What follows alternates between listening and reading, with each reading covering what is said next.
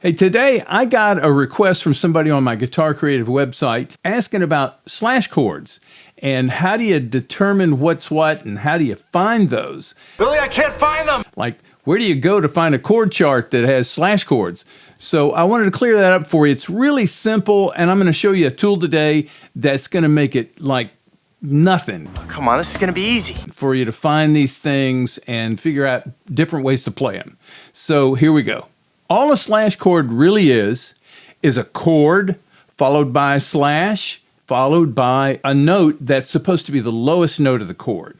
So if you see, for an example, G slash B, what that is a G chord, but you put the B note in the lowest position.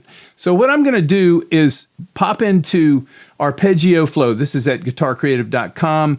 You can go log in, and it's free, by the way, so Come and get it. go get a free account, and you'll be able to use this tool. This is going to clear a lot of things up for you. When I go down here, you're going to see that you can pull up pretty much any chord you want to on the fretboard display here. I have C pulled up. I can change that to G. And what you'll see now is all of the notes in the G chord. It's color-coded, and that's so that it makes it really fast for you to figure out all the different places you can play the G chord. The G chord only consists of the G note and the B note and the D note, because you see all the other notes are G, B, and D as well. They're just in different octaves. So everywhere you see in this example, red, blue, and green is a way to play the G chord. So if you wanted to play, for an example, a G, but you want the B to be the lowest note in the chord, then all you'd have to do is go find a B and then make that the lowest note, for an example right here, and then play the other two notes above it. So technically, this note plus this note plus this note is G with B in the bass. Let's just say I wanted to play B and G and D like that. If I wanted to play the same chord where the B is down here on the 6th string, I could just look up here and find a G and a D. So you have B, and here's a G, and here's a D. Or here's a D here, like this. Or you could play it like this. G with D in the bass would be playing maybe these three notes like this. So that's all slash chords are. It's a chord, slash, and it's telling you which note it wants you to play as the lowest note. If you're playing with a band, though, you can ignore slash chords if you have a bass player, because if the bass player's playing that bass note, you can play just the chord part before the slash, and the whole effect will be that chord. So how is this used sometimes? Why would we want to put a different note in the bass besides the G note for a G chord or the E note for the E chord?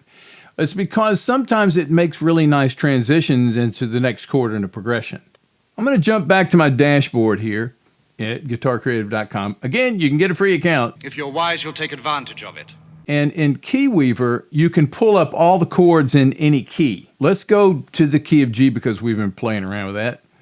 And we'll set that. So you'll see that you can click any of these, and those are all the chords in the key of G. If I click C, you'll see all the notes in the C chord. If I were to play the G and then use the B in the bass and then go to the C chord, you'll see that I've got kind of a nice movement, G, B, C.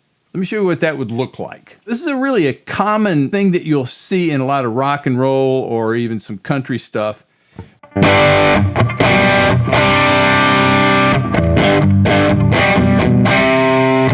I'm playing this C and a G and a D. It's just because I like the way it sounds.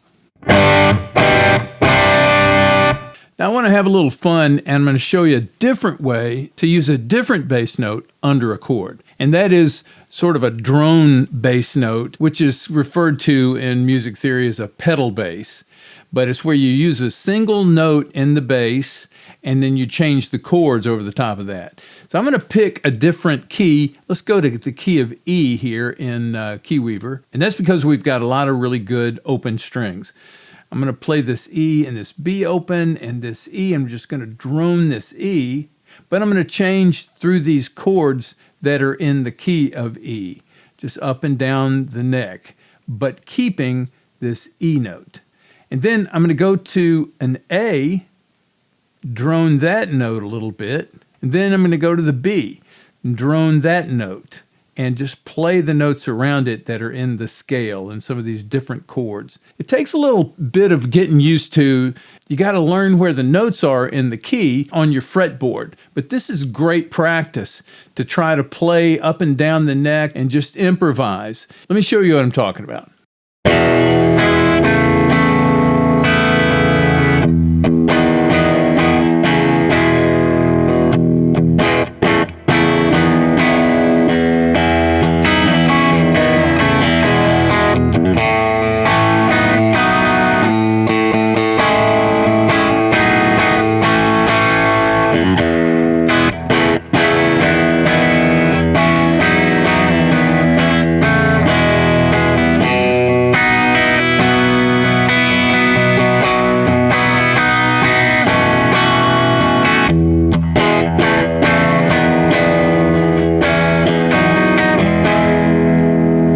That's just one way to just keep the same bass note, play the chords around it. I hope this has helped you. A lot of the information out there about slash chords and play this with the bass and all that, it gets way more complicated in the brain than it needs to be. You're making it too complicated. Just look at a chord chart, look at your fretboard, and find the notes and figure out a way to finger those and play them. If you're looking for E with G sharp in the bass because it's in some chord chart, we'll pull up the E chord and go find G sharp in the bass and then find some notes around it from the chord. Any kind of chord you're looking for, you should be able to find how to play that chord with whatever note in the bass. So see you in the next video. Thanks for watching.